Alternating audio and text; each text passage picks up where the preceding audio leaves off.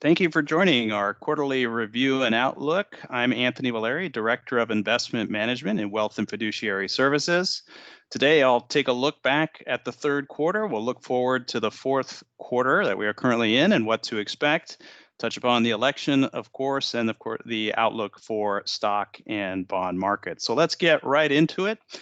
I'll start first with a recap of investment performance for the third quarter, and investment performance was broadly positive for the quarter, a good quarter and a continued bounce back for financial assets in the third quarter, adding to the gains of the second quarter.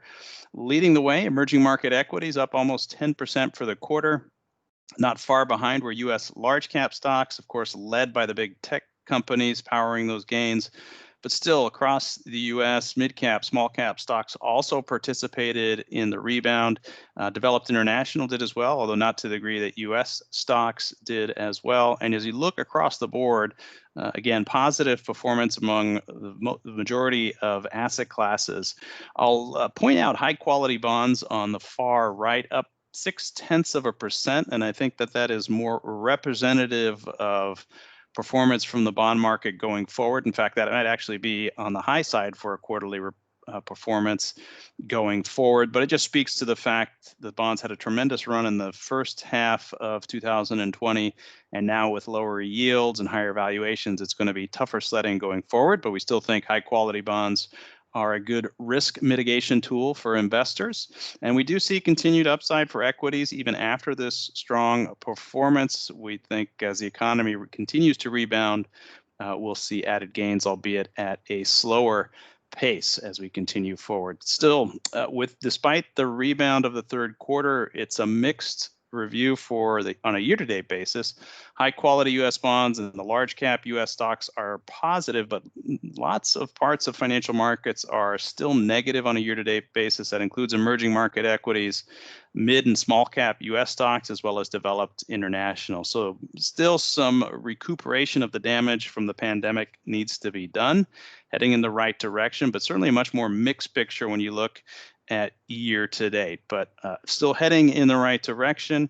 Our outlook again on a 3 to 5 year basis was for U.S. stocks, or global stocks rather, to do about 6 to 8%, and bonds to be in the 1 to 2% range. You blend those two together, and we think a diversified portfolio still beats being in cash and is a great way to grow your capital over time. Let me move to the trajectory of the economy over the third quarter and since the pandemic began. I'll start with, I'm going to highlight 4 key metrics. First is residential housing, and this has been by far and away the strongest point of the U.S. economy. You can see the mortgage purchase index on the upper left there spiking higher from a very depressed level during the pandemic, residential housing benefiting from lower supply and, of course, record low interest rates. To the upper right, and auto sales, you see a strong bounce back, almost recovering all of the momentum lost during the pandemic, and at an annualized rate, auto sales almost back to where they were pre-pandemic. Housing and auto, 2 big ticket items that really speaks well to the consumer and to the health of the consumer. Part of that is certainly due to fiscal stimulus that passed earlier in the year, so it's important that some sort of stimulus gets passed, even if not near term, but in the months ahead. That would certainly be welcome. But 2 items that really speak well to the health of the economy. Consumer confidence, after being depressed for several months in the lower left, is starting to bounce higher. That is a key metric to see so that consumers can participate and continue to engage with the economy and help it move forward. And then in the lower right, business investment, and when we look at capital expenditures, also a healthy rebound following the pandemic, and specifically we look at the non-defense aircraft component to be a signal of business investment, and that has been a fairly strong rebound as well. So when you look across the board at the economy, the majority of indicators, the majority of data points continue to point towards continued expansion. If we look at the labor market, most important of all, there too we've seen continued healing. The economy has roughly recuperated about half of the jobs lost from the pandemic. You can see the trajectory is slowing, but it's still been a sharp bounce back. On this chart, we compared job losses to other recessions. And in 2007, it took over 6 years to recuperate those job losses. It's important to note that the bounce back has been very strong so far, but from here it's likely to be much more gradual. It will likely take a couple years, maybe 3 years to recuperate all those jobs, but the initial progress has certainly been positive. Looking at weekly jobless claims data, you can see the slowdown and improvement. While fiscal stimulus will help those workers, we ultimately need to get a vaccine to fully recuperate the rest of those jobs, and certainly in the travel and leisure areas. So a good improvement, good bounce back in the labor market, but a lot more work to do, and that's going to take some time. So it's going to be a more gradual recovery, a more gradual healing process in the labor markets from here. However, the improvement we've seen so far in the economy has translated to what should be a pretty strong quarter on the economic front. So the third quarter economic growth is expected to be about 25%. If you look at the blue line there, that is the average forecast from blue chip economic indicators, and also reflects basically Wall Street forecasts for third quarter economic growth. We won't get that number until the end of October, just a few days ahead of the election. The green line is an estimate from the Atlanta Federal Reserve, which uses a variety of economic reports to gauge real-time progress of third quarter economic growth. Right now, that indicator is up over 37%. So we wouldn't be surprised to see third quarter GDP in excess of 30% and reflects the strength of the bounce back. You can see that blue line, which represents the consensus forecast, started at just below 20%, has been slowly creeping higher. And I suspect when we get the latest forecasts in a couple weeks, that will probably trend higher as well. But a key note, although the economy was down 32% or almost 32% in the second quarter at an annualized rate, the fact that it would bounce 30% or more in the third quarter doesn't mean we are back to even. Bouncing 30% from a depressed 30% level doesn't get you back to even. In fact, it'll probably take to late 2021, early 2022 to fully recuperate the damage done to the economy from the pandemic. But equity markets are forward looking and do anticipate that improvement. Also, one data point in China, they celebrated their Golden Week holiday. Travel was 80% of normal. You contrast that to the US now, where it is 25% of normal.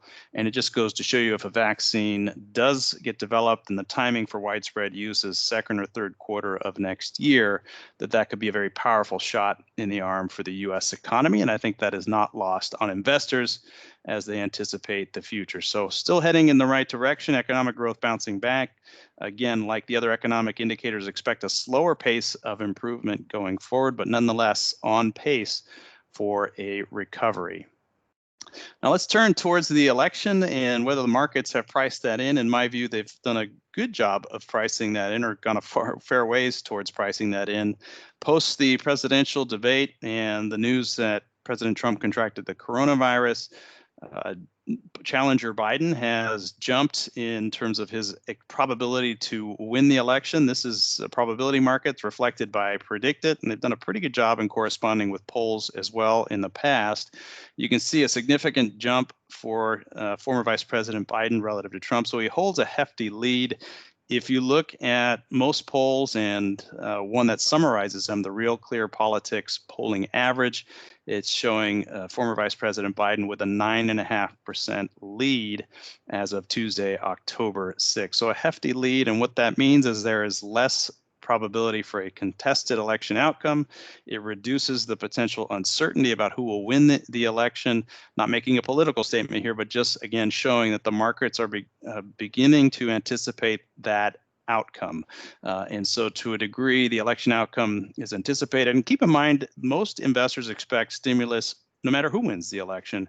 It's expected to be greater under Biden versus Trump, but both have suggested additional stimulus, which would boost the economy. And although the attention with regards to former Vice President Biden is on his tax policy, it's likely that won't get implemented until 2022, but he expects to do some additional spending right out of the gate should he be elected, which would be obviously a shot in the arm, a boost to the economy. So I think markets getting more comfortable with the potential election outcome.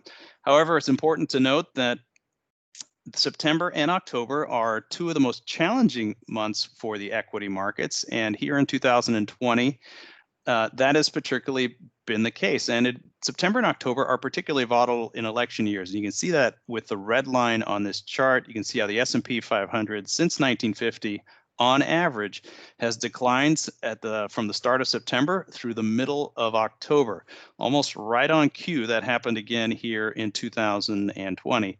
And even in a non-election year, if you look at the blue line, September and October, usually challenging months where you don't see much headway in the U.S. equity market. But if you look forward, you can see that the fourth quarter, the end of the year, has historically been one of the strongest times to invest or be invested in the market. So the election volatility seen in September and early October, that is nothing new. That's very typical for an election year. And as we get towards that election outcome, I suspect it'll also subside as markets begin to look forward to the new presidential term. The fourth quarter is definitely, as I mentioned, a strong one. Let's look back at what it's translated in terms of average performance. If we look back at quarterly performance, the blue bars represent all years for the S&P 500 since 1950. And you can see that the fourth quarter is by far the strongest with an average return of 3.9%. For an election year, it's a little more mixed. The red bars represent an election year, and you can see the fourth quarter is still positive, but less so, at an average of 2% gain for the fourth quarter. But that is still a good quarterly gain. And the other item I'd point out of these two diamonds there, that represents the percentage of the time that the quarterly performance is positive. And oddly enough, the fourth quarter has the strongest batting average in terms of positive performance. All years it's 79%, and in presidential election years it improves to 8% of the time a positive result. Not perfect, but again, does bode well for the equity market, provides a tailwind if the seasonal patterns take hold. So typically the end of the year, a good time to remain invested in the equity market. We have had some volatility, as I mentioned, in the equity market. Peak to trough on the S&P 500 so far was about a 10% correction. In the NASDAQ, it was a little bit more, down 13% at its worst. But when you look under the hood, this doesn't, to me, spark what could be potentially a more severe bear market. And by that, I reference some of the internal metrics of the market, which still look relatively healthy. One way to do that, and there are several, is to look at the performance of consumer discretionary stocks versus more defensive consumer staples. A rising line indicates consumer discretionary stocks are outperforming and vice versa. And you can see that consumer discretionary began to steadily improve in April. Has had some fits and starts along the way, but over the past month, there's been very little change between consumer discretionary and consumer staples. It's held in relatively stable. There has been no new downtrend out of consumer discretionary towards consumer staples. So under the hood, the market is holding in relatively well, in my view. And if you look at the high yield bond market, we're not seeing any signs of trouble there. The average yield premium to comparable treasuries is held also relatively stable. It was just over 5% at the start of September. It increased to almost 6% by the end of the month. So definitely some weakness in high yield bonds, but very, very minor when you look back at the yield spread where it was back in March at almost 11%. So the reaction in the credit markets been relatively contained, not seeing any trouble there. So again, a good sign, a vote of confidence from the credit markets when it comes towards this current equity correction. Again, I think it's just that. And then looking more towards the Treasury market, we started to see an increase in the Treasury yield, the 10-year Treasury yield specifically, up to 0.8%, 0.8. That is still very, very low. It does reflect some policy risk, some potential spending, and the fact that the larger deficit is on the horizon. But again, in perspective, Treasury yields still remain very, very low. And I don't think this is something that could derail further improvement in the equity market. Something to keep an eye on as interest rates potentially increase from here. But again, we expect the move in rates to be very gradual. We do expect them to move higher, but it'd be a very slow crawl higher. And with the Fed on hold, don't expect significant changes in interest rates over the coming 2 years, but more of a gradual creep higher. Now let's move over to the equity markets earnings forecast, which is the main driver of stock prices in my view over time. Earnings estimates have moved substantially higher, and this has been a key driver of equity improvement. The profits from S&P 500 companies were better than expected in the second quarter. Third quarter results will start to be announced in just over a week, and that will be the next key test for the equity markets. But again, if those profits continue to improve, and right now the consensus expectation is that profits will be back to their pre-pandemic levels by the end of 2021, as long as that continues to be the case, still see that as a favorable backdrop for equities. But it could be a risk point. That improvement in earnings should slow from here. As you can see, the 3-month change is about as strong as it's ever been. A slowdown is okay, but if those third quarter forecasts don't materialize as planned, that could be a potential risk. So something to watch going forward, but as long on the broader scheme as profits continue to rebound, we think that'll provide ongoing support for the equity market. Now, if we move towards valuations, the current price to earnings ratio is certainly expensive. It's over 20 on the trailing earnings. The forward metric's about 20, which is, we think, about as expensive as it probably should be. But if earnings continue to improve, that should help keep that valuation metric constant, and the earnings will help boost stock prices. If you compare stocks to bonds, they are still attractive. One way to do that is to look at the earnings yield. So basically take earnings divided by the S&P 500 price index, and you get a yield measure there. And then if you subtract the 10-year Treasury yield from that, which again is, as I mentioned, on 0.8% recently, you'll get a spread. And the wider that spread is, the more attractive stocks are. The lower that spread is, the less attractive stocks are, and the more attractive bonds are. And at last measure, that was just over 3%. You can see how it's come down from the peak in April, which was almost 6%. So valuation is certainly more expensive. But if you look back over the last 15 years, this metric is still high relative to the broader range that existed over the past 15 years, certainly by average to just the high point. So stocks relative to bonds still relatively attractive, certainly not at the levels, as I mentioned, April of this year or in March of 2009, which we saw again in at brief periods during 2011 and 2012. But relative to bonds, we still think that there is a substantial advantage to being invested in equities. So we maintain those equity allocations. One note on the bond market, looking at municipal bond yields, this is an area that could potentially benefit from a rise in tax rates. When you look at municipal bonds, you look at AAA rated yields relative to treasuries, and as a percent, 10 and 30-year treasury yields are above 100%. And that means that you're basically getting the tax benefit for free from municipal bonds. If higher tax rates do get passed, that makes the tax-exempt income from municipal bonds more attractive.